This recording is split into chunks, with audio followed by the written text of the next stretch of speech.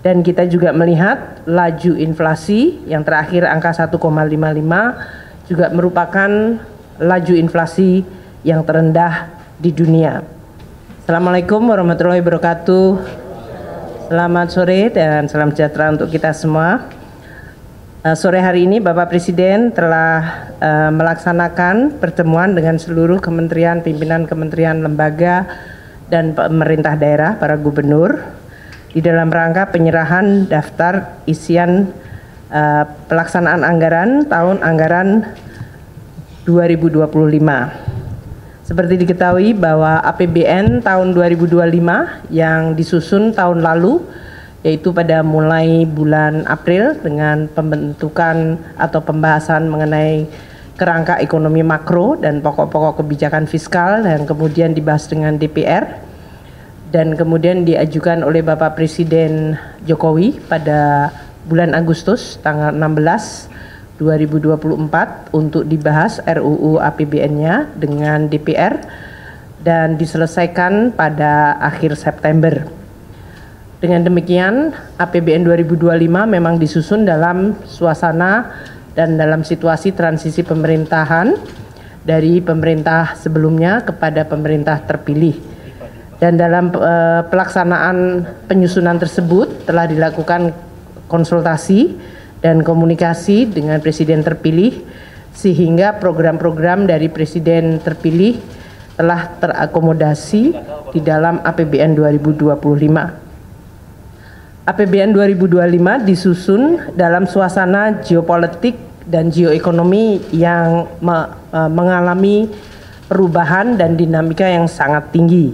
Seperti yang tadi telah disampaikan oleh Bapak Presiden juga, bahwa geopolitik dan geoekonomi ini telah menyebabkan destabilisasi di berbagai kawasan. Sehingga bagi Indonesia, kita juga harus terus melakukan kewaspadaan. Meskipun kondisi Indonesia relatif dalam situasi yang baik, pertumbuhan ekonomi adalah sekitar 5% semenjak tahun 2022 hingga 2024. Dan kita juga melihat laju inflasi yang terakhir angka 1,55 juga merupakan laju inflasi yang terendah di dunia. Kita lihat dari sisi sumbangannya, terutama untuk volatile food juga mengalami penurunan yang sangat drastis. Ini menggambarkan upaya kita untuk menstabilkan dan menjaga tingkat harga pangan pada tingkat yang terjangkau oleh masyarakat telah mampu dilakukan. Kondisi yang baik ini tentu perlu dan akan menjadi salah satu landasan bagi pemerintah di bawah pimpinan Presiden Prabowo dan Wakil Presiden Gibran Rakabuming untuk terus meningkatkan dan mengakselerasi pembangunan.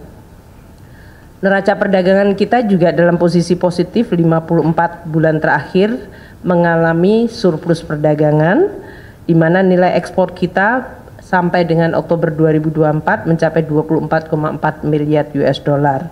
Ini tumbuh 10,2% di tengah perlemahan perekonomian global. Hal ini menggambarkan bahwa potensi ekspor kita yang didukung oleh baik sektor manufaktur maupun sektor-sektor yang mengalami hilirisasi menjadi sangat besar. Kita juga melihat bahwa APBN 2025 disusun dengan rancangan untuk bisa menciptakan dan menjaga stabilitas, inklusivitas, namun terus mengakselerasi nilai tambah melalui hilirisasi.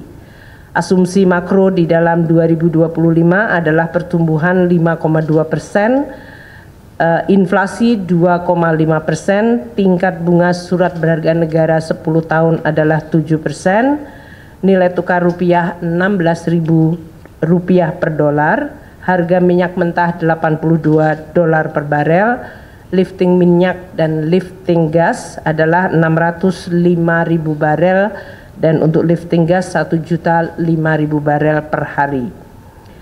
APBN 2025 dirancang dengan target pendapatan negara sebesar Rp3.005,1 triliun, di mana untuk perpajakan akan menyumbang 2.490,9 triliun rupiah. Itu untuk pendapatan perpajakan. Pendapatan negara bukan pajak akan mencapai 513,6 triliun rupiah dan hibah 0,6 triliun rupiah. Dari sisi belanja negara, belanja pemerintah pusat akan mencapai 2.000, total belanja negara adalah 3.621,3 triliun rupiah, di mana belanja pemerintah pusat mencapai 2.701,4 triliun dan transfer ke daerah 919,9 triliun rupiah. Defisit APBN 2025 dirancang pada tingkat 616,2 triliun rupiah atau 2,53% dari GDP. Belanja pemerintah pusat akan mendukung prioritas pembangunan seperti yang disampaikan oleh Presiden, yaitu melakukan swasembada pangan, swasembada energi, pelaksanaan program makan siang gratis, pendidikan dan kesehatan, serta pelaksanaan perlindungan sosial yang makin tepat sasaran. Untuk itu, dengan belanja 2.701,4 triliun, belanja pendidikan mencapai 724,3 triliun. Ini adalah belanja tertinggi fungsi pendidikan di APBN kita. Untuk kesehatan 218,5 triliun rupiah, perlindungan sosial mencapai 503,2 triliun rupiah, dan untuk ketahanan pangan mencapai 144,6 triliun rupiah. Program makanan bergizi yang dialokasikan anggaran 71 triliun rupiah diharapkan akan dapat meningkatkan perekonomian di daerah dan terutama di desa-desa di dalam rangka untuk mensuplai kebutuhan program makan siang bergizi. Dengan demikian, program makanan bergizi disertai dengan dana desa yang sebesar 70 triliun rupiah akan bisa menggerakkan desa dengan volume aktivitas dan juga volume uang yang meningkat. Selain itu, Presiden Prabowo menyampaikan beberapa prioritas kegiatan 2025 seperti pemeriksaan kesehatan gratis yang dialokasikan anggaran 3,2 triliun, renovasi sekolah sebesar 20 triliun, terbentuknya sekolah unggulan terintegrasi dengan anggaran 2 triliun, serta terbangunnya lumbung pangan nasional daerah dan desa dengan dana mencapai 15 triliun rupiah. Untuk APBN 2025, transfer ke daerah mencapai 919,9 triliun rupiah. Ini tetap diarahkan agar terjadi sinkronisasi dan sinergi antara belanja pusat dan daerah sehingga dapat meningkatkan kesejahteraan, pemerataan dan pelayanan publik. Di dalam Undang-Undang APBN 2025 juga telah dimasukkan berbagai undang-undang seperti undang-undang untuk hubungan keuangan pusat dan daerah, di mana daerah akan meningkat dari sisi local taxing power-nya dan juga bisa melakukan pembiayaan yang lebih inovatif. Untuk pendapatan negara sebesar 3.005,1 triliun, kita akan melakukan dengan terus melaksanakan reformasi perpajakan, pajak dan bea cukai, dengan terus menyusun program termasuk dalam hal ini menggunakan teknologi digital. Bapak Presiden terus menyampaikan agar kebocoran penerimaan negara terutama dari tindakan-tindakan ilegal akan terus menjadi pusat perhatian, dan juga dari sisi intensifikasi dan ekstensifikasi dari perpajakan.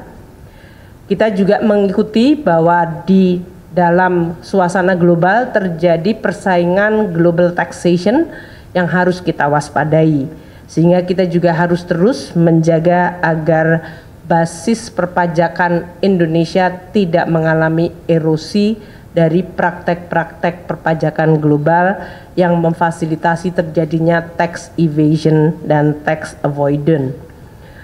Untuk program Cortex dengan pemanfaatan teknologi digital dan juga program CESA di Bea Cukai akan terus disempurnakan. Juga akan dilakukan joint program serta penegakan hukum seperti yang tadi telah disampaikan oleh Bapak Presiden. APBN 2025 dirancang dengan defisit 616,2 triliun rupiah atau 2,53% dari PDB. Dalam kondisi global yang terus dinamis, pembiayaan defisit akan dilakukan secara hati-hati dengan terus meningkatkan kredibilitas, sustainabilitas, dan kesehatan APBN sehingga biaya dari defisit dapat terus ditekan. Kami juga akan terus menggunakan pembiayaan termasuk di dalamnya dalam rangka penguatan dari Sovereign Wealth Fund dan peranan dari BUMN. Mungkin itu yang kami sampaikan. Hal lain yang mungkin baru pada penyerahan DIPA tahun ini adalah DIPA atau daftar isian pelaksanaan anggaran dilakukan secara elektronik sehingga tidak ada lagi penyerahan buku. Pak Menko juga mendapatkan semuanya dalam bentuk elektronik yang bisa dipindai dari alat elektronik masing-masing yang kemudian masing-masing kementerian dan lembaga telah mendapatkan berbagai data yang sifatnya detail dari anggarannya. Mungkin Pak Menko mau menyampaikan dari sisi contohnya. Tadi saya dapatnya dari DIPA-nya Kementerian Luar Negeri karena DIPA-nya saya baru saja di sini kali. Karena tadi Pak Menlu nggak bisa buka jadi saya bukakan. Ini kira-kira kayak gini bentuknya. Yaitu ada jumlah alokasi anggaran per kementerian lembaga untuk berapa program, berapa kegiatan, dan juga dari satuan unit eselon 1-nya. Demikian yang bisa saya sampaikan. Terima kasih. Assalamualaikum warahmatullahi wabarakatuh.